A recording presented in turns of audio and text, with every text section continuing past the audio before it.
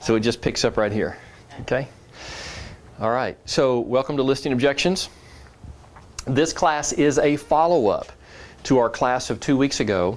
Anybody remember what that was? Listing conversation. Oh, you're making me feel so proud. Yes, basic listing conversion or conversation. I've seen it both ways, and it's entirely appropriate either way because our strategy around the listing conversion is a conversational approach. Okay? When we did basic listing conversation, we went all through the dialogue about setting expectations, uncovering needs, and then going through the pricing dialogue. We did all of that. Got down to the point where, based upon the information that we've looked at, what do you think would be the most appropriate price entry point? Y'all recall that dialogue? Okay. So what we didn't deal with in the class is, well, what happens if they come up with a price that's unreasonable? How do you speak around that? So this class is primarily focused on dealing with pricing objections. Those of y'all who've taken listings, I presume that's all of you. Do you ever find sellers who want to list high? Yes. All the time. Okay. So that's why, as the most common listing objection, we're going to deal with that primarily. But there are other listing objections. What other road bumps have you hit in a listing conversation? It's vacations or holidays coming up. Or Okay. So we don't want to put a home on the market? A timing issue? Okay, great. timing issue. Okay.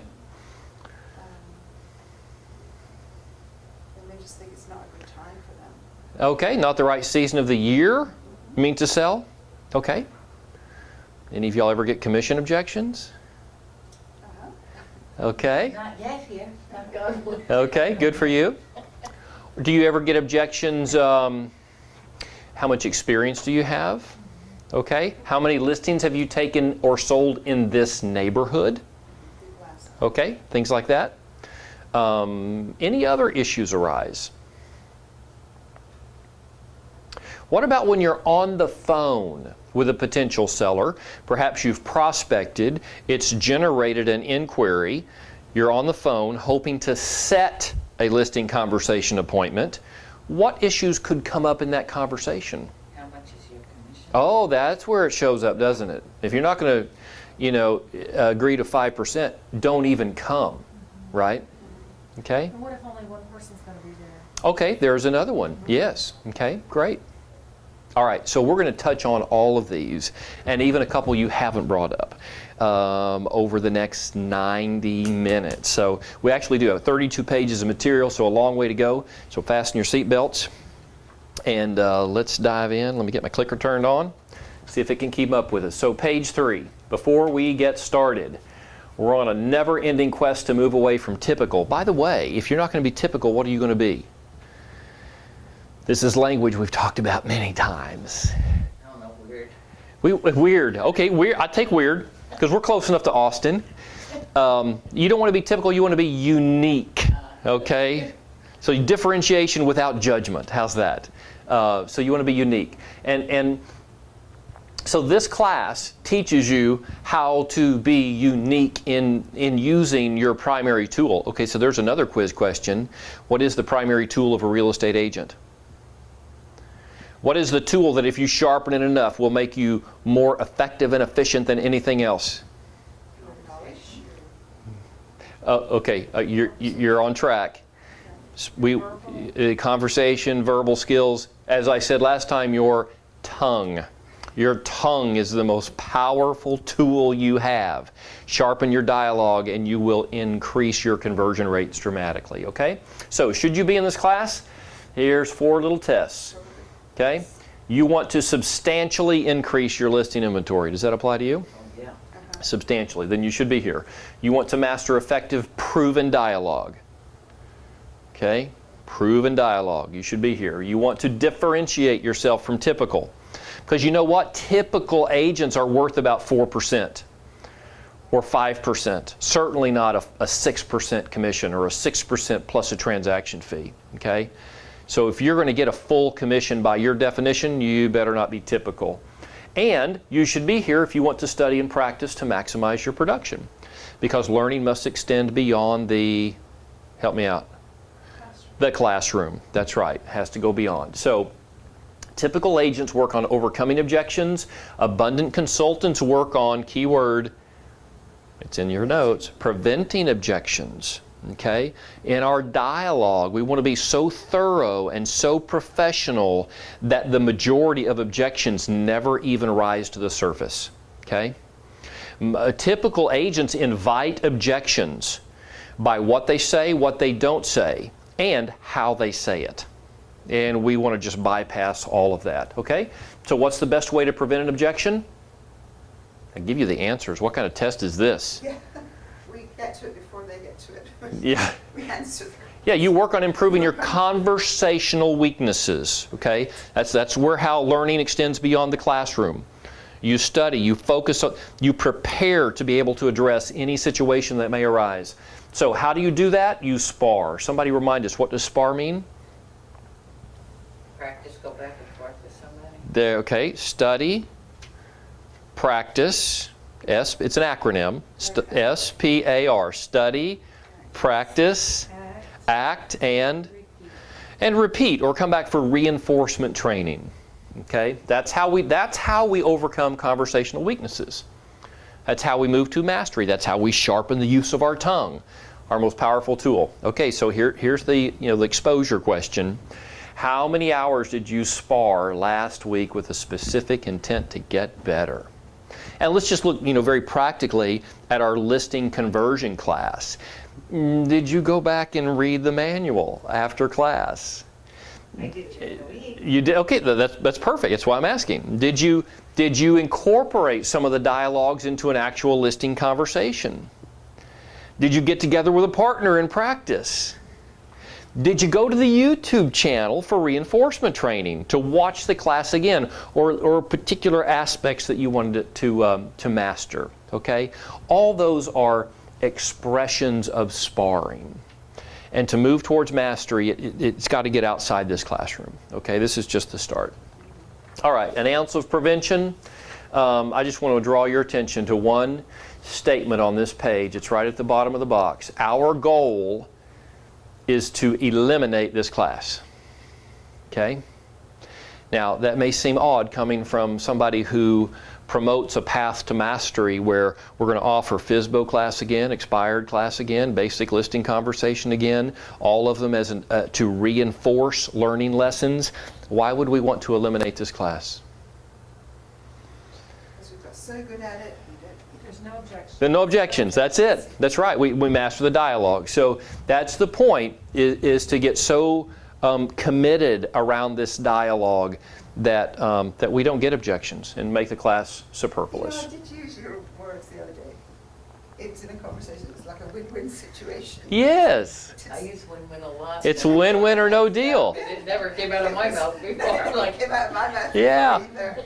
I was just thinking about that, and it sounded kind of odd. You heard it. I've heard those words. See, I didn't write this material. David Scott did. But I find myself, even at home, in talking to my wife, these things come out of my mouth. Yeah. Sometimes they get me in trouble. She's like, oh, don't you bring that stuff home. She can tell. She can tell. Okay, so here we go. We're going to take a pause before we dig into the actual objection response. Above all, sellers are attracted to professionals they believe get results. Thus, part of your goal is to demonstrate you possess the knowledge, skills, and here's the key word, dispositions to get the job done. In the classroom, we typically focus on knowledge and skills. That's what we're primarily focusing on today. But that key word, dispositions, is almost like a secret weapon in your arsenal. And what that means, another word for that is your personality, how you carry yourself, how you relate to people.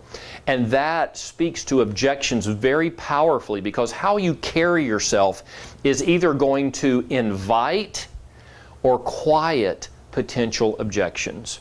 Okay? So just look at these dispositional characteristics on your page. Confident as opposed to timid. Okay? If you go in timid for a listing conversation, what objections might you invite? You've been doing this That's right. There we go. How long have you been doing this? Your first time? That's exactly right. Yes. How certain are you of these numbers? You know, if you don't convey confidence, if you go in, I mean, you can be a fresh-faced 17-year-old, but you go in and exuding confidence with tangible backup for your assertions, they're not going to challenge you, okay? Likable as opposed to incompatible. That's, you know, some of us have to work on that, focus on that more than others. It's not enough to say, well, I got the numbers cold, I'm telling them the way it is. People have to not just respect you, but like you if they're going to do business with you. Approachable as opposed to withdrawn. Open to suggestions as opposed to closed to suggestions. Again, you're the professional, you're the expert in this conversation, and yet we don't want you to come across as that, as a know-it-all. In fact, we're going to coach you down a path that when the seller says something that you know is completely out of left field, your response is not going to be to correct them, but to stay into curiosity and to ask them where they're coming from on that, okay? And see what you can uncover. Organized as opposed to unorganized, that one speaks to a lot of realtor issues right there. I mean, you don't want to walk into this conversation, start spilling papers all over and, you know, act like you hope you're going to find that document when you need it. It's not your first rodeo, right? You go in there like the professional, you know what you're doing, okay? Like the doctor walking into the room. All right, structured as opposed to chaotic, aware as opposed to oblivious. You're aware of the market, you're aware of trends, you're aware of developments in the area, you know, road work planned, all those kind of things. You're aware of HOA fees, you have a professional awareness of issues. Genuine as opposed to phony, intentional, proactive, logical, focused, unique, honest, and passionate. And specifically passionate about seeing that the seller's needs are satisfied. So passionate about that that you're not even going to enter into this relationship if it's not win-win. Okay? If their needs cannot be satisfied. Okay? Objections disappear in direct proportion to a seller's confidence in you and your abilities. So if your natural personality trait lends you to any of this stuff on the right side of the page, just work on it. Just focus on it. You know, if it's confidence issues, spar with the material that you're going to carry in on the listing conversation. Know your numbers cold. Know the market. Know the 3 sheets. Dream sheet, rejected sheet, you know, the success sheet, all of those. So that you can go in and once you know it cold, then you can be open-minded because you know what you know, and you're not going to be challenged by anything to the contrary. Okay, so let's get into pricing objections, because pricing is the most common objection you're going to hear. In other words, you determine in your mind what the market value of the home is. Through a process that we discuss in basic listing conversion, you've enabled the seller to self-discover what the appropriate price entry point is, and yet still they want a price higher than market. Okay, that's what we mean by objection. You understand and they understand $250 is the market, they want to come in at $275. That's what we call an objection. Okay? So look with me at the phrase near the bottom of the page. Remember, justification equals leverage. The pricing game is all about justification. Now, we introduced this topic a couple weeks ago, but when we talk about justifying a price, what are we talking about? You can show that what things have sold for and similar. You can defend it. Yes. You can defend your list price. Okay? And if it's overpriced, there's no justification for that. It is indefensible by definition. So, thus, you should be willing to list the home at the highest justifiable price congruent to the needs of the seller. Okay? And we should say this before we move on. Talk is cheap. Taking overpriced listings behaviorally communicates a very dangerous message. What is that message, by the way? Taking an overpriced listing sends what message? You don't sell homes. Well, ultimately, but what's the immediate message to the seller? The seller thinks You that just want the listing. you want to, yeah, you can put your sign up Well, they don't know that yet. and. Yeah, you're right. Okay, you've told them market's 225. Swayed. They want 250, and you go, okay, 250. Yeah. What kind of negotiator does that make you? So y'all are speaking from a professional standpoint because you know the game. Here's what the seller thinks. Dorothy said it was only worth $225, but she took it at $250. She knows it's $250.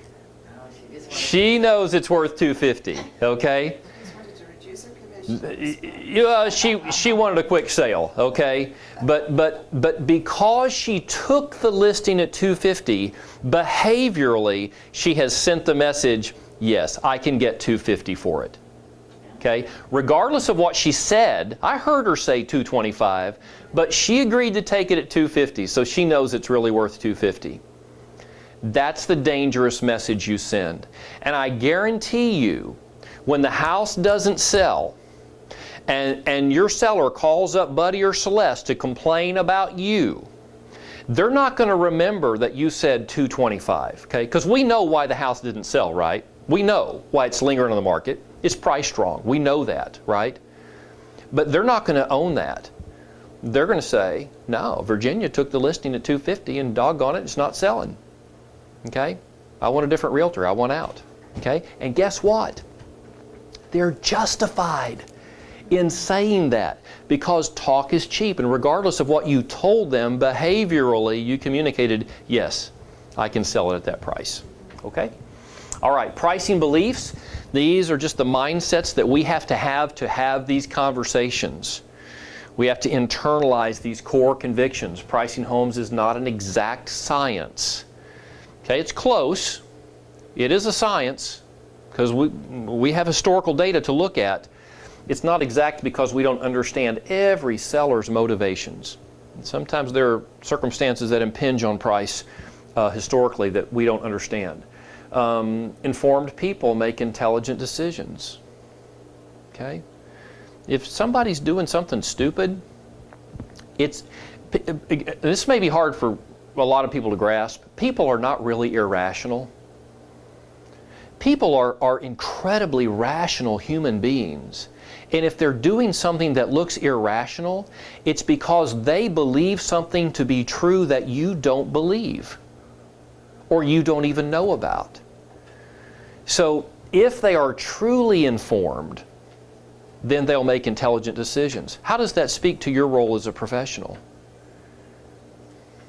What is your role as a sales consultant? To educate them. To educate them. Another way we say that is to clarify their choices. Okay, they're the decision makers, we're the option givers. So our role is to make sure they are fully informed of their range of choices and the consequences of each. Okay? Homes sell for 2 reasons. What are those reasons? You have a buyer. If I have a buyer. If you have a buyer. Okay, I'll take price and marketing. Price and exposure is another way we say that. Okay, what about location? Location, okay, that's a factor of what? Price. Yep, condition is price. Okay, there we go. All right. Are we tuned into the difference between price and value? Sellers set the price. Who determines the value of the home? The true market value? The buyers do. That's right. And sometimes they're different based upon seller needs. Okay? That's an important point for us to understand, especially when we get into pricing objections. Okay, look down with me, 4 up from the bottom. Tangible tools trump all opinions. Okay? Because their, uncle, cousin, Joe Bob may have told them, hey, houses in this neighborhood, you're going to get $350, right? That's an opinion. But let's look at the data. Okay, so tangible means I can touch it, I can see it. All right, and then last one, what's put in motion stays in motion. Somebody remind us how that relates to the listing conversation. Oh gosh, you have to be careful what you said at the beginning because We are specifically speaking of the list price. Once you come down one time. Yes. But There's a study that shows every time, if you list it too high, it stays on the market longer. Yes. And you come down further than you would have if Yes. you would have listed it correctly. Yes. Yes, that's exactly right, Celeste. So what we're talking about, the list price, if we price high, thinking, oh, we're going to give some wiggle room in here, some negotiating room, we know right up front we're going to start cutting. We're prepared for that. We've built it in. But what we don't realize is that gravity takes over. And what goes into motion stays in motion. And Celeste is exactly right. Studies have shown if you start high, you're going to be on the market longer and get less for your home than if you had priced it right to begin with, because that momentum ball is rolling downhill. And we're going to get a little bit deeper into the dynamics behind why it goes so low before we're done today. Okay? Any issues with anything on this page? You understand all the beliefs? Convicted about all these beliefs? Want to challenge any of these beliefs? I'm good with all those things, by the way. Some of the people have lived before you. Okay, that just basically says we have some history to draw upon, right? And in the listing conversation, we're very specifically talking about sold data. Okay? People in this neighborhood have tried to sell homes before. So this is not an abstract philosophical discussion about how we should price your home to sell. We can look at the experience of those who've gone before us. Okay? All right, any others? Okay, all right, page 8, look with me here. So we're going to get into the first price objection here. And this is kind of a philosophical approach.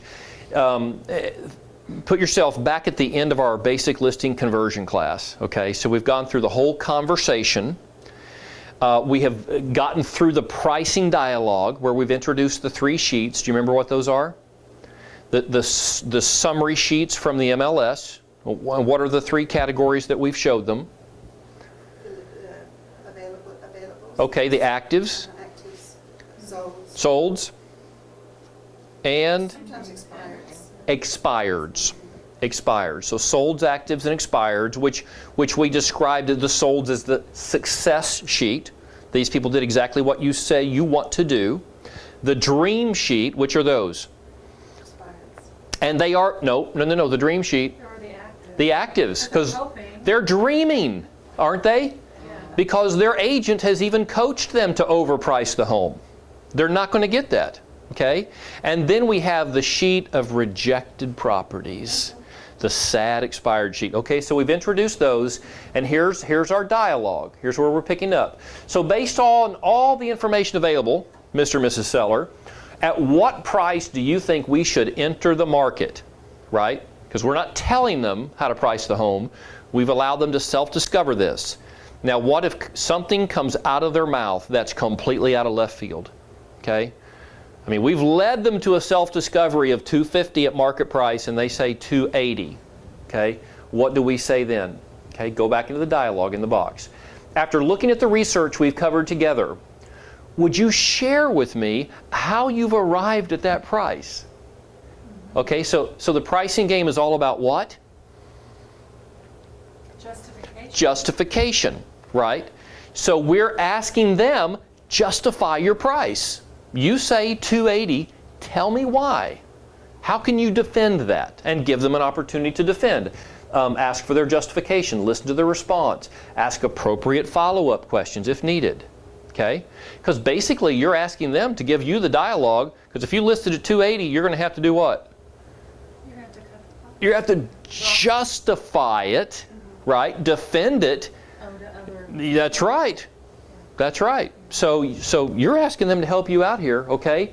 Now, obviously, they're not going to have anything legitimate to say, because you've studied the numbers, you know. An appropriate price range might be $250, $255, but not $280. So here you go. Mr. and Ms. Seller, we could take that approach. However, in doing so, your need to keep your family together is not going to be satisfied. Your need to net $50,000 out of this home is not going to be satisfied. And you roll back to that Let's Get Focused sheet where they identified their 10, 10 plus, and 10 plus plus, their top needs they need out of the transaction. And that's what you pull back in here. That need is not going to be satisfied if we come in at 280. Okay? To justify your point, re-examine one or more of the pricing tools. Go back over the 3 sheets so that they know this is not opinion. Tangible tools trump all opinions. Okay? We had the basic conversion class, which looks at the 3 sheets. In the advanced conversion class, it goes deep into the 7-step pricing method. You've not been exposed to that. So don't worry about that comment there too much. Okay? I find that people want me to give them the price. Yes. They don't want, I don't want to say to them, so what price do you want generally? So they might say back to you, okay, Dorothy, well, what do you think? So I would say, what I do is say, well, after looking at these, this is my opinion. This is Yes. my opinion. Are you comfortable with that? Yes. Yeah. I have. Okay, listen. Yeah, I have no concern about that at all. Yeah. I like to put the ball in their court, and boy, to mix my sports analogies, if they choose to punt then fine. I've led them down a path of self-discovery. I've asked them for their conclusion, and if they trust me enough to say, well, what do you think? Then I'll take that. I think the realm of justification here may be 245 to 255. Okay, bracketing my price entry point of 250, something of that nature. Okay. Okay. If sellers want to price over fair market value, then they are mistakenly using their needs as justification. And buyers don't care about sellers' needs. Buyers do not want to take on seller problems and make them their own. You overpaid for the house. I'm so sorry. Let me overpay for the house now. Yeah, no, they're not going to do that. Okay? All right, so using the pricing tools, what we're going to do now is start rolling through different ways that the pricing objection can come up. Okay, different reasons or rationale that they may use to say that we want to come in over the market. So first of all, the seller unrealistic wants to set or use a benchmark price. Now, do you all use that terminology, benchmark? Okay, what that means is the highest price a comparable home has ever sold for in that neighborhood. Okay? So say it's $350. Their home value is $300, but they say, hey, there's a home in this neighborhood, another 4-bedroom, 2.5 bath that sold for $350. I want to be at $350. Their realtor got them $350. I want you to do the same for me. Okay? Well, here's the dialogue. Per my research, the only thing your home has in common with a benchmark home is, you're right, 4 bedrooms, 2.5 baths, 2-car garage. However, as you can see, and there you get your backup data under the summary sheets, this home possesses these additional amenities. It also has an outdoor kitchen, and it's got a swimming pool in the backyard, which appear to be driving their value. So you do the apples to apples comparison, and clearly there's going to be a distinction. Now this presumes that there's a distinction in features or amenities. Is it possible that these two properties could be identical in features, amenities, square footage, year built, and condition, and the current home not have the same market value as the benchmark home? Is that possible? Could be location. Let's say they're identical. Different time? Yes. Yes. The benchmark price could have been set in a better market, right? And I'll tell you a funny way this came to my attention. I have a little condo that I just sold. It's under contract. It's pending. Little condo, $64,000. Okay.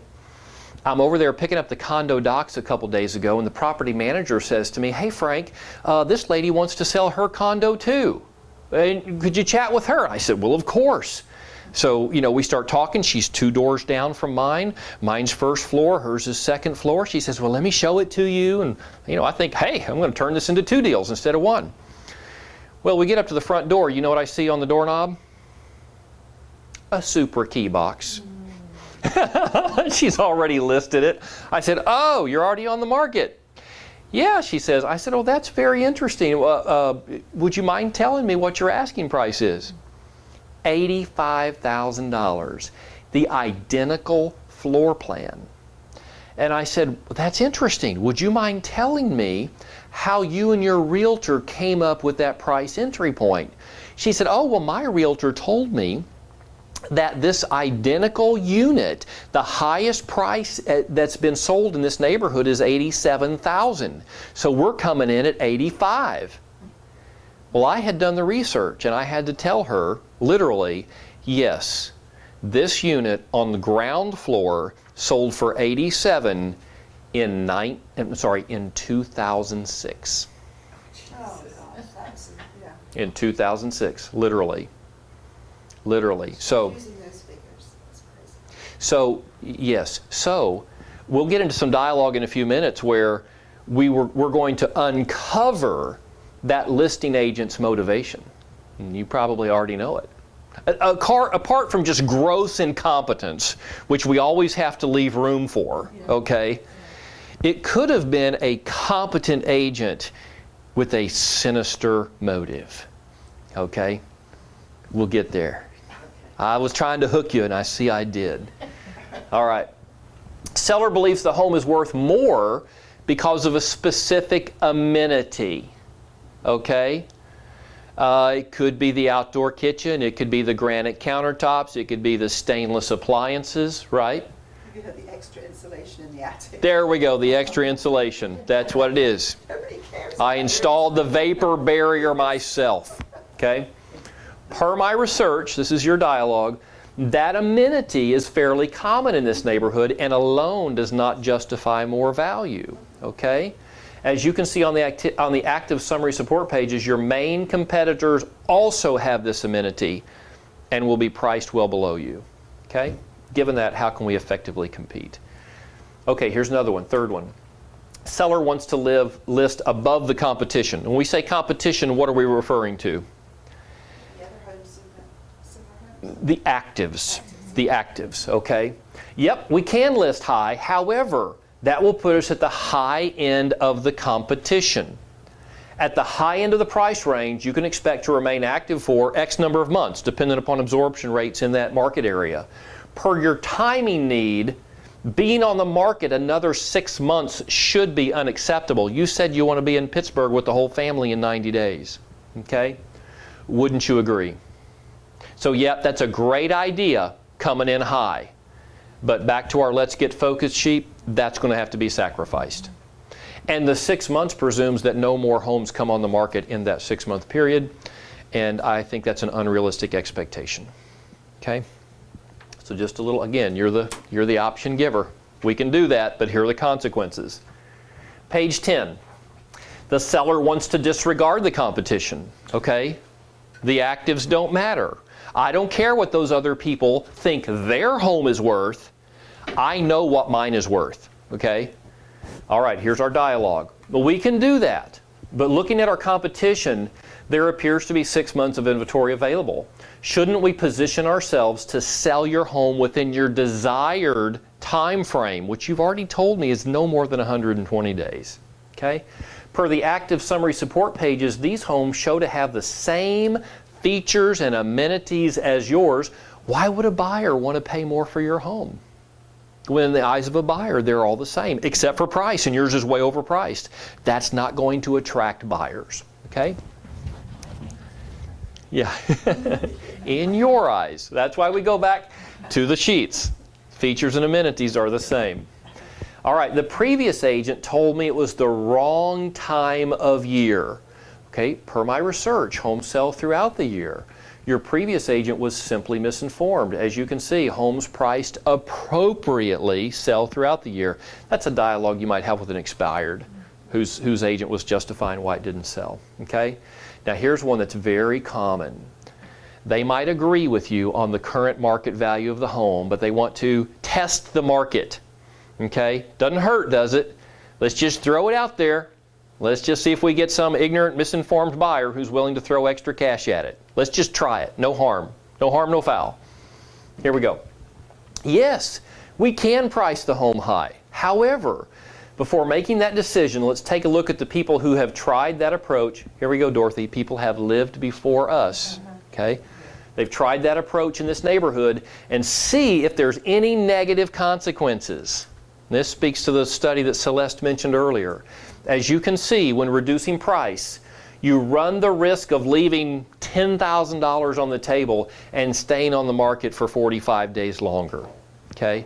And I don't have a tool yet that will give you those exact figures. We have one we're working on that will actually tell you by neighborhood the financial and time consequences of pricing high. But you can understand that in a general sense from your knowledge of the market.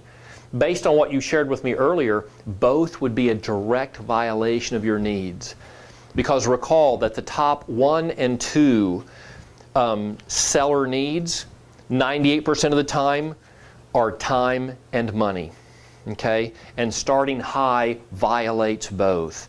They get less money and they stay on the market longer. Okay? They essentially shield their home from the market, at least from the buyers who are in the appropriate price range. Okay, page 11. Bottom line dialogue. This is when you've got a stubborn seller who's not been listening to reason, and you've been staying into curiosity, asking them questions, asking them to justify, and they are still not getting to market value. Okay? Bottom line dialogue. You see, Mr. and Ms. Seller, finding an appropriate price for the house is not an abstract philosophy. We have the opportunity to know and understand what the buyers in your area are doing. And then you point to the pricing tools, and particularly the sold sheet.